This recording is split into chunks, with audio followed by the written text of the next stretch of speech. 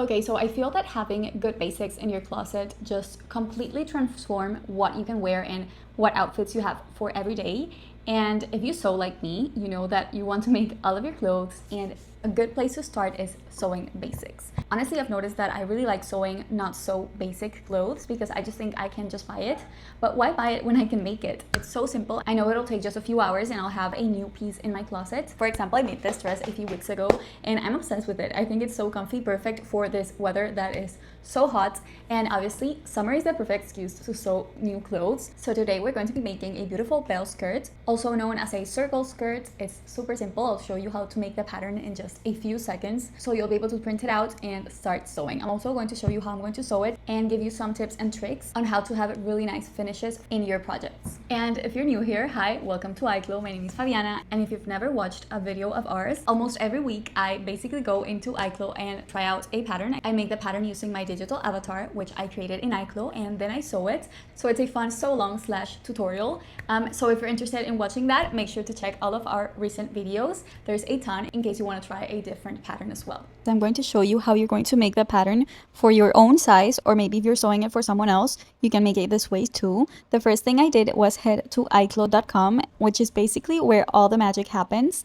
And I just go straight to design tools over here, which takes me to the pattern library where you can find all of the patterns from iClo. Right now, there's a ton. For example, there are blouses, dresses, jumpsuits, pants, shirts, shorts, and a lot more. If you want to check them out, make sure to go to iclo.com, and you could also try out any of these patterns. We've uploaded a ton of videos here on YouTube showing you how you create some patterns from here. But now we're going to look for skirts, and we're going to head for the bell skirt. This is the skirt that I'll be making. As soon as it opens up, you'll see the garment. In this case, it's the bell skirt over a default avatar. I have mine selected already as my avatar, but you can create a new avatar using a photo of yourself or entering your measurements manually. We actually just uploaded a tutorial on how to do both, so check that out if you want to learn how to do so. But it's super simple. And this avatar is basically showing you how the garment is going to look on you. For this specific garment, I'm not going to be modifying many things, only the silhouette, because I really love the midi length. So I'm just going to go for half circle. Okay, I think it looks really, really nice and it gives the vibes that I'm going for. But you could also customize the silhouette or even go into advanced mode and change any measurements yourself if you'd like. But honestly, as I've always said, I think less is more. I really like how this is looking. I'm just going to save my project as bell skirt. I'm going to change the color for a navy. Perfect. And now the fabric, I'm using a drill fabric, which is similar to a denim, I guess. So I'm going to be selecting that one. Look how pretty it looks. And we're going to compare it at the end to how it looks on me. And you'll be able to see how similar the actual garment looks when you sew it compared to the one on the avatar. And that's actually it. I'm not going to be changing anything else from the pattern. I really do like how it's looking right now. I'm just going to check how much fabric I need here in my textile calculator. The width of my fabric is 150 centimeters, so I just check on that. And now I know I'll need a little bit less than 2 meters. And now you can just go ahead and download my pattern. As you know, if you've watched any of our videos, I always download it in the US letter format because I print it in a home printer. But there are multiple formats that you can use as well. You'll get a PDF. This one is mine. The first page will always be with some printing instructions and a test square for you to measure. But the rest will be a pattern layout, depending obviously on the pattern and your size. And the rest is going to be the pattern.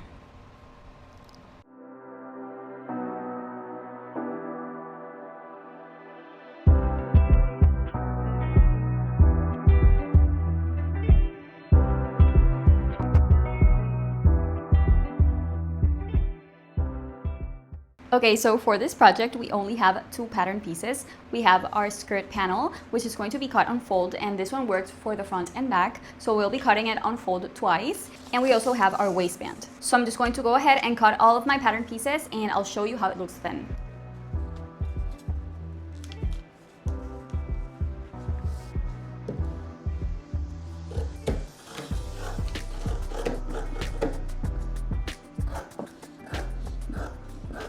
As you saw, I just cut the front panel, which was cut on fold, and I know I said I wanted to cut both on fold, but I just realized that to both save more fabric and to add the invisible zipper on the center back, I have to cut down the center back. So instead of cutting it on fold, I'm just going to add a 1 centimeter seam allowance, which will work for both the zipper and the seam that I'm going to make for the rest of the center back, and just cut the rest normally.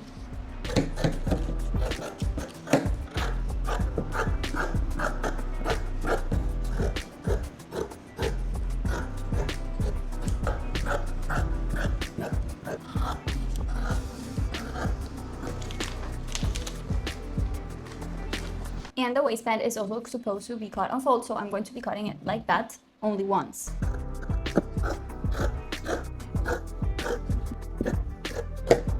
Perfect, now I have all of my pattern pieces cut and ready, so let me show you quickly. We have our waistband, our back panels, which I cut 2 of them because I'm going to attach the invisible zipper on the back, and my front panel, which is only 1. As I said, this is a more basic pattern, but it doesn't mean it's not going to look incredible, so I'm really excited. I'm going to be attaching this invisible zipper on the center back. The first thing we're going to do is we're going to sew the front panel to the back panels. As you know, when you sew 2 pieces together, you face them right sides together, but today we're going to be making a French seam. I think I've mentioned it a few times already on some of our videos, but I'm going to teach you again how you can make it, because honestly, I think it's a crucial seam that you should know about, especially if you don't have an overlock machine as me. I usually just use my straight sewing machine and zigzag stitch the raw edges, but I really want to enclose those raw edges, and that's what the French seam is for. So instead of facing the right side, I'm going to face the wrong side with the wrong side of the back panels, and I'm going to line them up on the sides.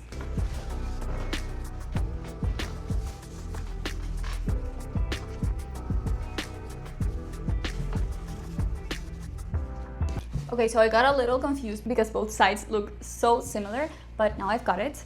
Let me show you closer. Okay, I hope it makes sense because these pattern pieces are pretty big, but this is one of the sides, and we have our wrong side and our wrong side facing each other.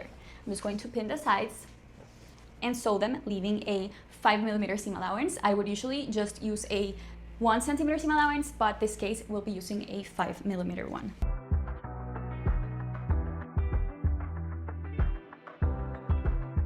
And I'm going to do the same on the other side.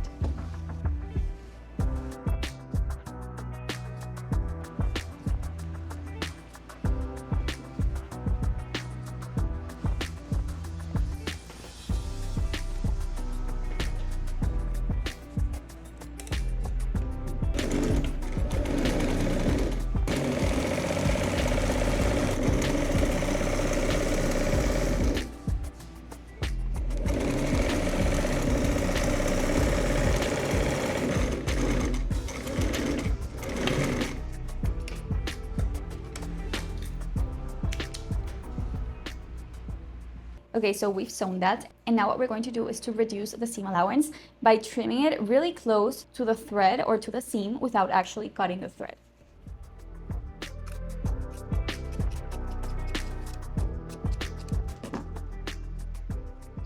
So something like this. And we're going to do that for both sides. Okay, so now that I've done that, we should have a really small seam allowance, and I'm just going to press it open, or you could also press it to the side, whatever you prefer.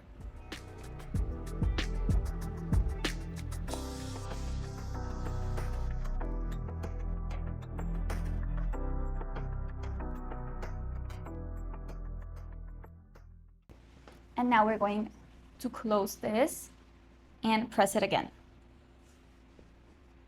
Now, as you can see, we are facing our panels right sides together. So this is the right side and this is the right side. And what we're doing here is enclosing the seam we previously made.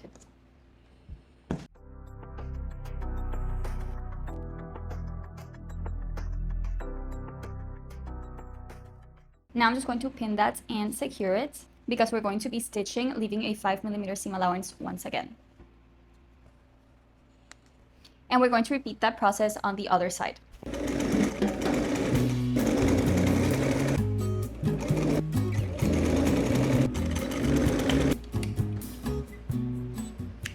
Now we have 2 beautiful enclosed seams. This will now be the wrong side of the fabric. So as you can see, we have a really nice finish for the inside of the garment. And of course, our front of the garment will look pretty nice as well. Now I'm just going to press that seam towards the back and I'll show you how it looks.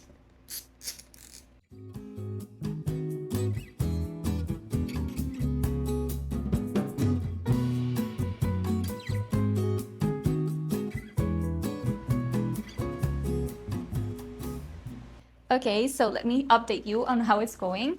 We basically have our skirt panels all sewn together, and this should fit you around your waist and up to the back.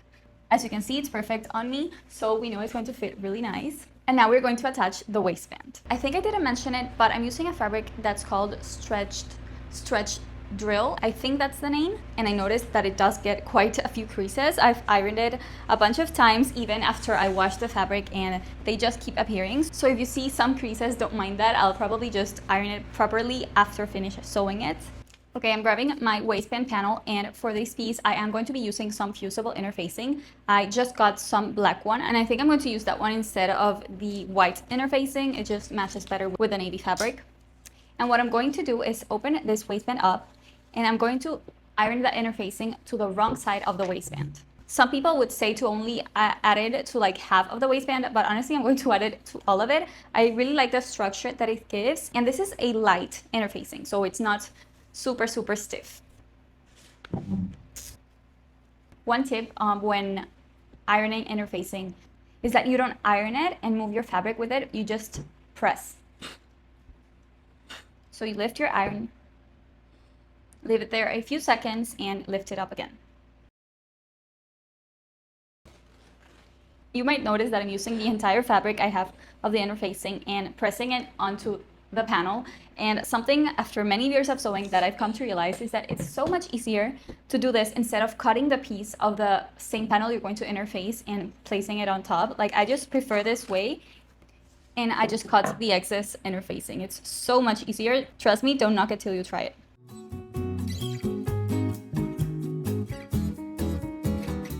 My waistband panel has interfacing, and it just gives it more shape, which is great, especially for a waistband. And what we're going to do now is go to the wrong side of the fabric, and we're going to fold one of the edges about 1 centimeter in and press.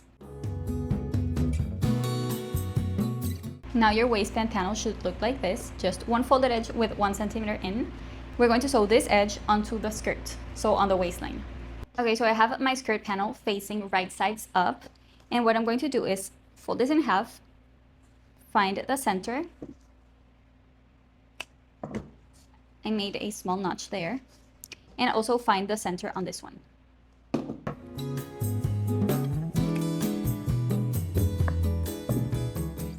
This is the right side, and I'm going to put it like this. And we're going to start by matching both notches on the center front.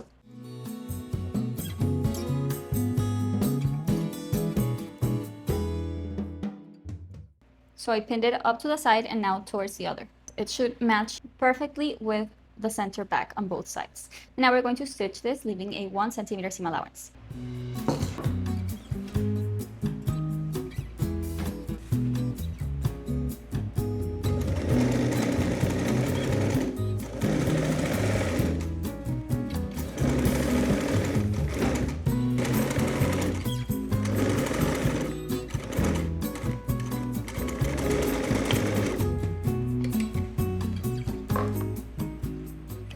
And this is how our waistband is looking right now. Let me show you the seam, just like this. And here's the seam on the other side. I'm just going to press the seam allowance upward towards the waistband.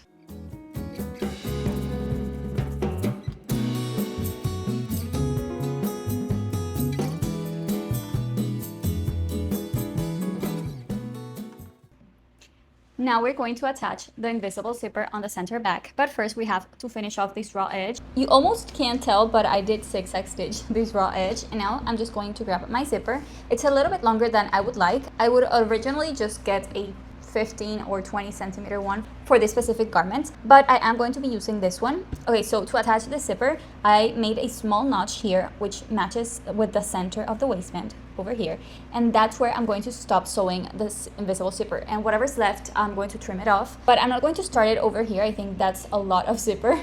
I'm just going to start it off here, so I'm just going to start placing it over here.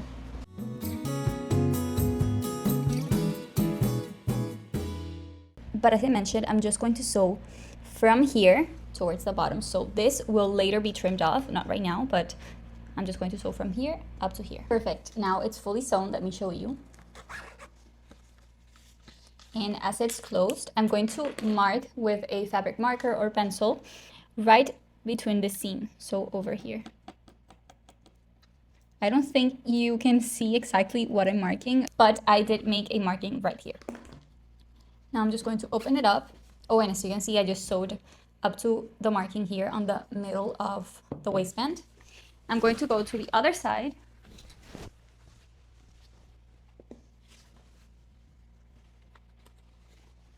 Now I'm going to start pinning right here, starting from that marking I made on the zipper tape. This just ensures that our zipper matches once we close it. And just sew as you normally would from here up to the end of the zipper.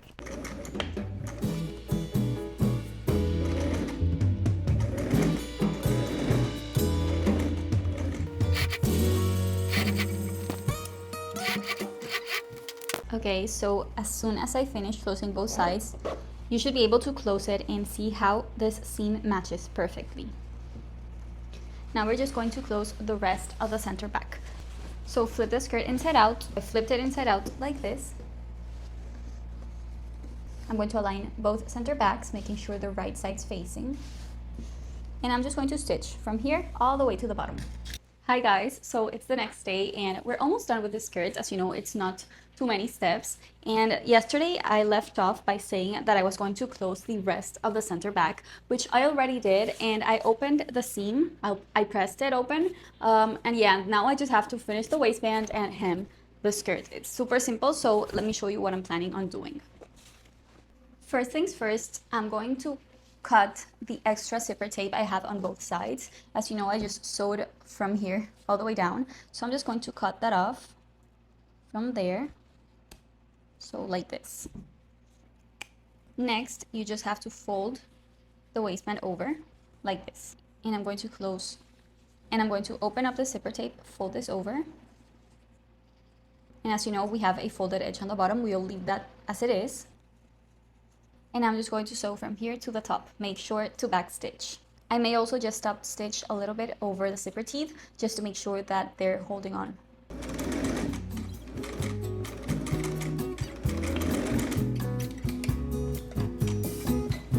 It's going to look like this, and once you flip it inside out, it should look something like this. We just have to make sure that it matches on both sides. So let me show you. So that when you close it,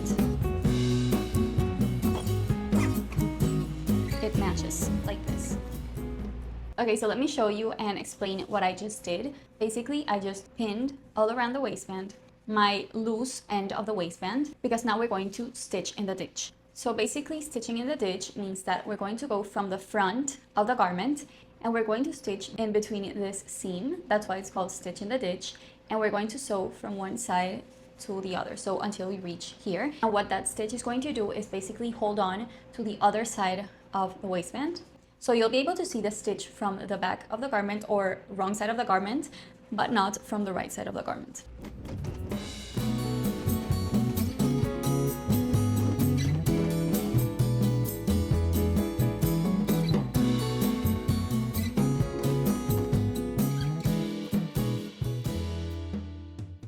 And as you can see, you can't really see the stitch that I just made here, but you will be able to see it on the wrong side of the garment. Now we just have to press the waistband and hem the skirt.